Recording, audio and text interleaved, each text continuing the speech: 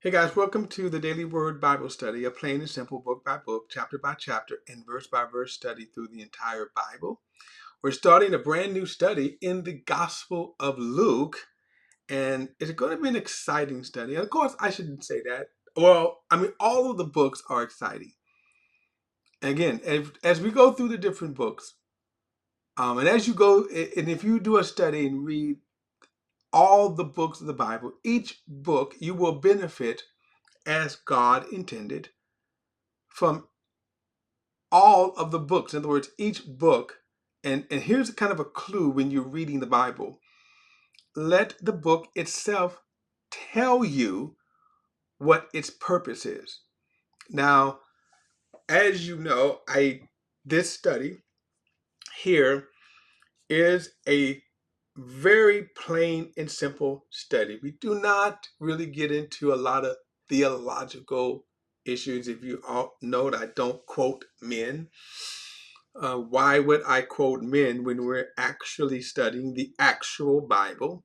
I believe that every one of us can read, understand God's word as God intended, as God gave it and intended for it to be read and understood. So each book has its purpose. And as we are in this section, we're studying the Gospels. When we get to John, John is going to be a different gospel that we're going to greatly benefit from the revelation. Now, Luke's gospel, and I'm only going to say this: there's always theological discussions or debate from scholars, okay, in terms of the authenticity of the writer. So, for example, there's a whole debate whether or not if Luke actually wrote it. I don't get into those kind of discussions. One, I'm not qualified. I'm not a scholar. So I just don't. And then you could go if you have a good study Bible, and you look at the notes, you can see those discussions, and you can see why. And usually they will have, well, what is the internal evidence, and then they will also have from church history, you know, the pros and cons. Like I say, I don't get into that. We will just accept the fact that Luke wrote the gospel. Okay. Here's an interesting fellow because out of the four gospels, okay, two of the gospels are written by apostles. So Matthew and John, okay, and then Luke wasn't an apostle. So Luke was a Jewish person. His mother's name was Mary, and and he had very close association with. I talked about this when we began, Mark. That um, Mark grew up privileged in the sense of how just if you think about everybody came to his house. His mother Mary was, again, she was everybody came to her house. Um, so from that perspective, it was happening at Mary's house. So Luke, on the other hand, he has an incredible story that you can say out of the four gospels, three are from Jewish writers, and then Luke is a Gentile writer. So two of the gospels are written by apostles, and then one is an associate, a close associate of the of the apostles. Which, one more note, um, when you get into church history, so the church history is the period of time after the death of the last surviving apostle, the Apostle John. And that in church history, it is called the age of the church fathers. Okay. And the term the church fathers were those church leaders that one of the things that they did, that they accomplished during this period of time, was deciphering, establishing the true writings of the apostles versus there were a lot of fake, just like we have to deal with today. They dealt with it back then. People who claim to be an apostle, claim to be among the apostles. So you had writings there. And one of the accomplishments of the church fathers was, okay, are these writings authentic or from the apostles themselves? Or like Mark, like Luke, how would they accept a writing as canonical? How would they accept the writing as authentic? One of the tests was, in the case of Mark and Luke, did they have any kind of close association with any of the apostles? And in the case of Mark and in the case of Luke, both did. Okay, so then you could see the continuity of their writings. Some of the other writings, which people may say, well, there are a lot of writings out there, the lost books, and that the church was afraid, to include these books in the canon of Scripture, because they will discredit Christianity or something like that. That's not why they did that. They rejected certain books because they didn't meet the test. So, for example, imagine if I write a book on John F. Kennedy, right? He's a very beloved president. And what if I wrote a book and said, well, John Kennedy secretly conspired, with Russia to overthrow America, right? Well, look, okay, so right away, you would think that's absurd. But it's absurd because there is absolutely no evidence. I'm writing it, but there's absolutely no evidence. So that's why that statement would be rejected. You have news coverings today, and one of the problems with social media is, and also news media, in a rush to put out information, we're living in the days they don't even care if it's false. They don't even care. And so if you have fact checkers, this is what you would do. You would say, okay, is this information true? So Luke was a Gentile, and he one of his associations was with the Apostle Paul. And he wrote the Gospel of Luke and the Acts of the Apostles, which in and of itself is interesting because when you look at the Acts of the Apostles, you start in Jerusalem and then you go outside of Jerusalem. So you go beyond the 12 apostles, and through the Apostle Paul, you see the spread of the not only Christianity, but the gospel itself, so the writings. And Luke was right there with Paul in his travels. And so Luke was an eyewitness of the Apostle Paul. In his travels, they would come across, like Mark, all of the apostles, all of the associates of the apostles, so people who were with the apostles, people who knew the apostles, family members, things like that. So one of the things we're going to see is that in Luke's gospel, his writing is from a Gentile perspective, unlike Matthew, whose writings was from a Jewish perspective.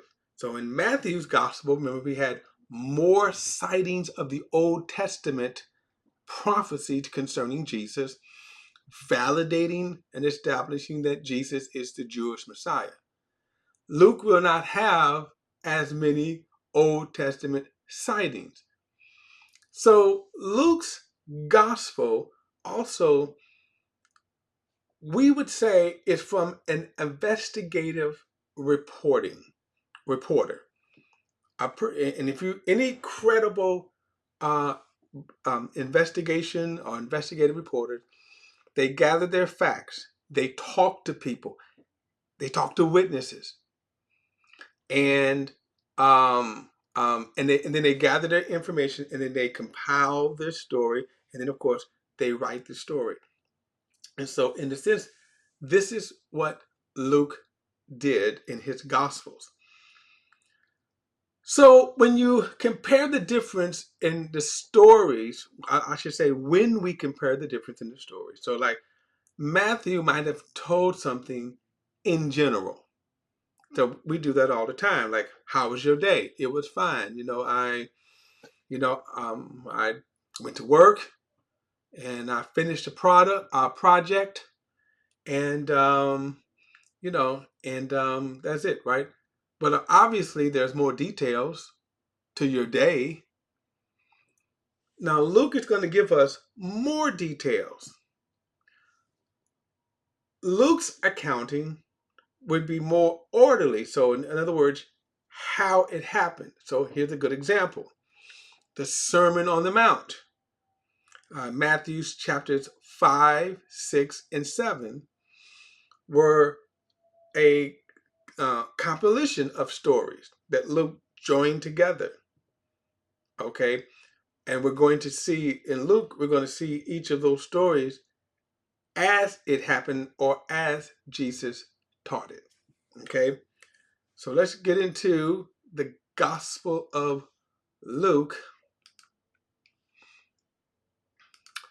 So, verse 1. Now, again, we're going to see almost the same opening when we get to the book of Acts.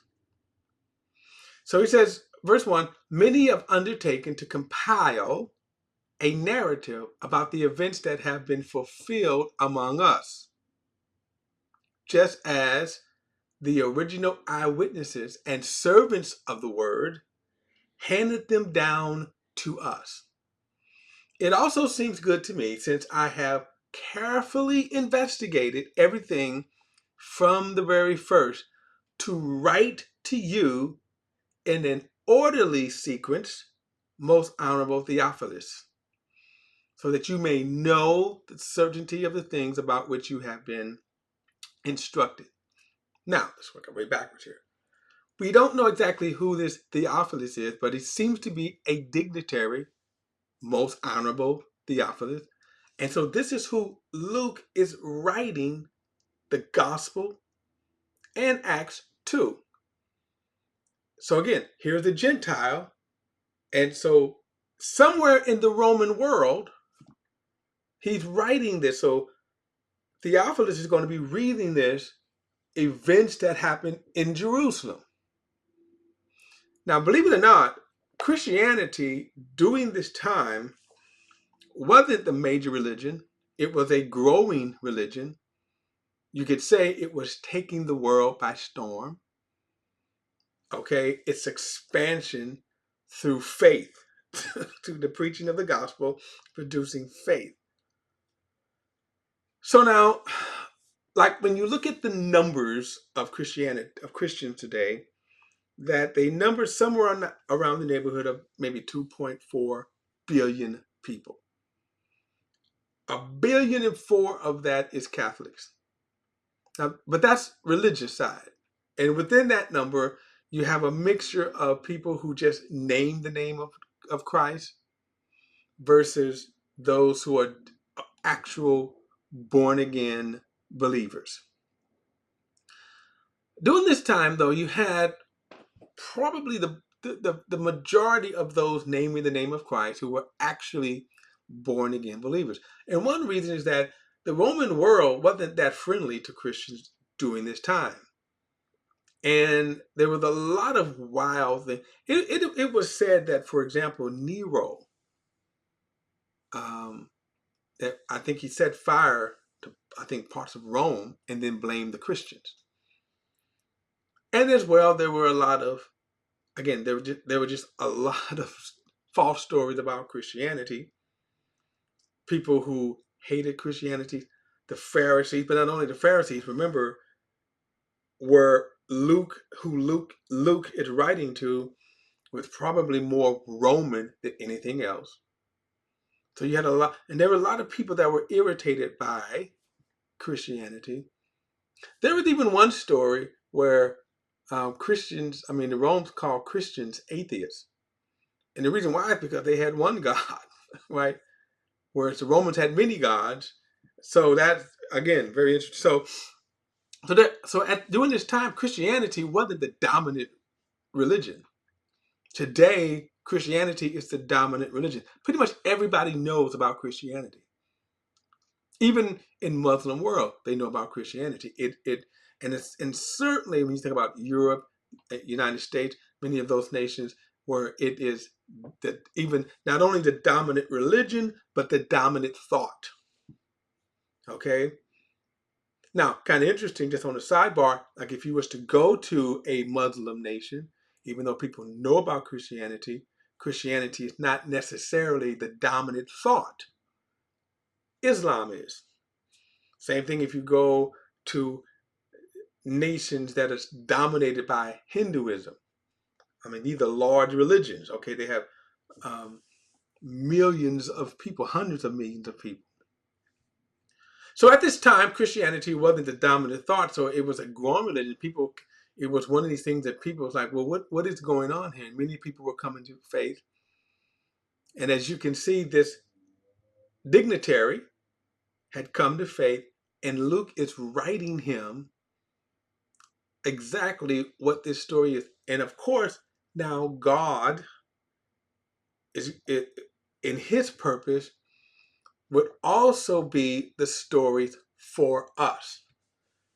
Now, you will look, he says, many have undertaken to compile a narrative about the events that have been fulfilled among us. Now, notice again, many have undertaken to compile this a narrative. So that could be a good thing and not so much of a good thing, because the many here, and depending on who is compiling the narrative, could be either right or wrong. This seemed to be more positive, that the people who are writing the narrative, he is saying, and notice verse 2, he says, just as the original eyewitnesses and servants of the word handed them down to us. So just let us know Luke wasn't an apostle. You can see that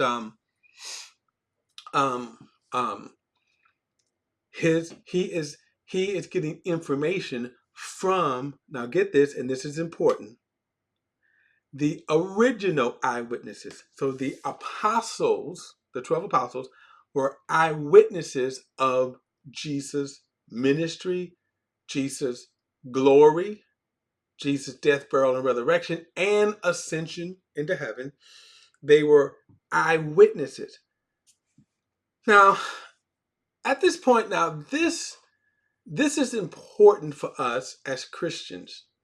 Notice he said, just as original eyewitnesses and servants of the word handed them down to us. Okay? It's important to understand that when we talk about our faith, why is our faith so important? Why is it that our faith, okay, when people, and they do criticize us today, they criticize us for following fables, okay? They criticize us for following myth. And is that true? And notice what Luke is saying here. that, again, from a reporter perspective, notice he says, I've investigated. Look at verse 3. It seems good to me. I have carefully investigated everything from the first to write to you. Watch it in an orderly sequence. So here's how our faith is built upon.